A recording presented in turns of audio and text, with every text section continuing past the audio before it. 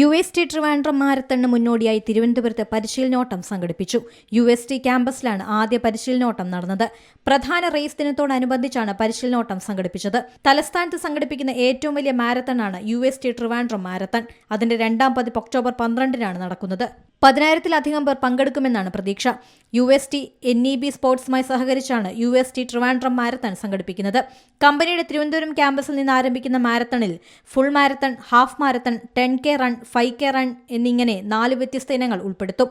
തുടർച്ചയായ 2ാം വർഷമാണ് മാരത്തൺ സംഘടിപ്പിക്കുന്നത്. മുൻ വർഷങ്ങളെക്കാൾ മികച്ച രീതിയിൽ പരിപാടി സംഘടിപ്പിക്കുമെന്ന് UST chief operating officer Alexander Varghese പറഞ്ഞു.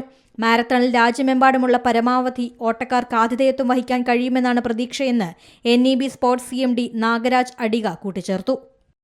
ഏറ്റവും പുതിയ വാർത്തകളും വിശേഷങ്ങളും വിരൽ തുമ്പിലറിയാൻ Zee മലയാളം ന്യൂസ് എല്ലാ ഡിജിറ്റൽ പ്ലാറ്റ്ഫോമുകളിലും ലഭ്യം.